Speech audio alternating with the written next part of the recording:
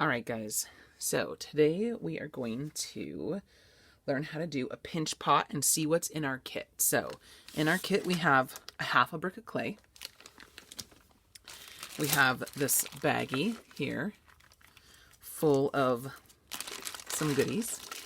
So we've got the bag. I don't know if I can get things out here. Well, you should have at least 2 toothpicks, a wooden tool, 2 pencils, sharpened or unsharpened. I try to give everybody unsharpened ones, but I didn't. I ran out. So there's some of the bags have all 3 sharpened, which is fine.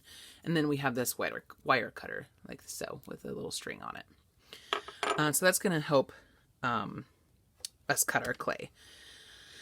And then this baggie, you can either just keep all your stuff in it, or you can use it to store your little project in it while it's in the process of being built.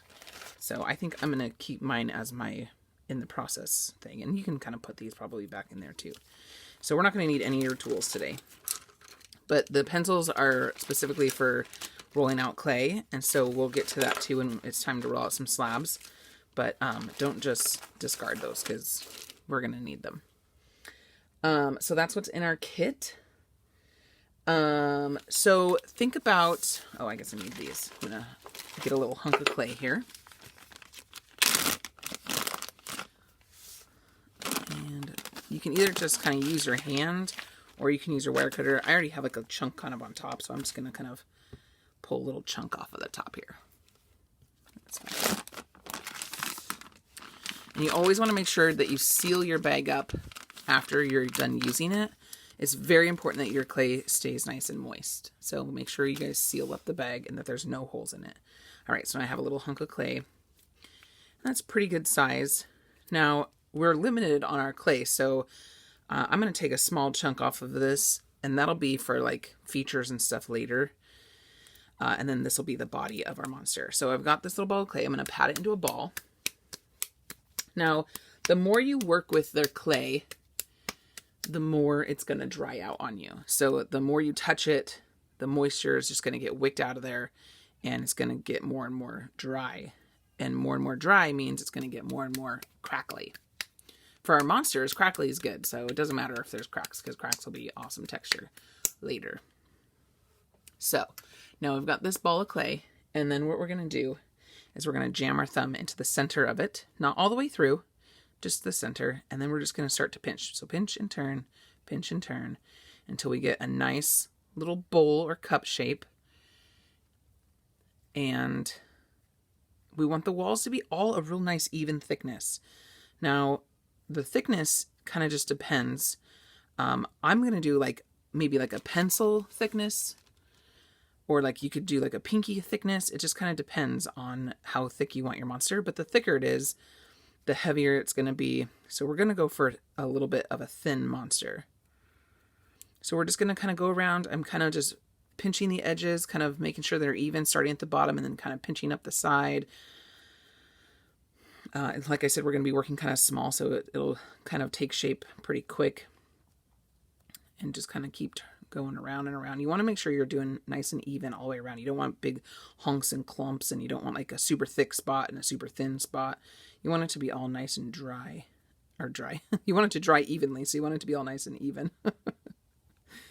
And then the bottom, there's always this extra clay around here, and it happens all the time. So you can either just kind of push it out and then kind of roll your hands up and make sure that you're getting nice, even all around the bottom. And then you can kind of decide the shape of it. If you like, for your monster, you can kind of have it at an angle like this, or you could have it straight up and down. You could even turn it on its side and have a monster that's looking at its side. So you guys can decide. It doesn't have to be a straight up and down cut for your monster. So when you decide which side, and you can decide halfway through, you can decide now. It's really up to you, but I like to kind of pat down a little bit of a base.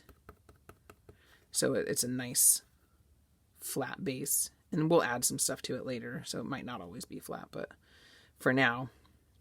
So now that we've got our basic shape that we are creating, a little bowl or cup shape for our Monster Pot's body. Again, you can kind of go around and make sure it's nice and even thickness all the way around. I'm just pinching a little bit all the way around it, just nice and even. And then it's pretty flimsy. Like you can see, like I can really move this around. So what we're going to want to do before we start adding features to it is we're going to want it to get a little bit more hard. Not leather hard, but just a slightly more hard. So what we're going to do is we're going to put it back in our bag. Well, not this bag, but this bag here, our working bag. And we're just going to let it sit. This one I'm going to put back in this bag because I want it to stay nice and moist for the next time. So this one I'm going to keep in this bag here, and I'm going to seal the end, but maybe leave like a little hole because I want it to dry just a little bit. And I'll come back to it tomorrow because I want it to dry overnight. And then that way it'll be just a little bit more set up than if I were to start working with it now. It would be too wet and it could kind of misshapen and whatnot. So we're going to leave that for overnight, and we're going to come back to it tomorrow, and we're going to start the next set of things, which would be our eyes, our mouth, nose. We'll learn to slip and score, and so on. See you tomorrow.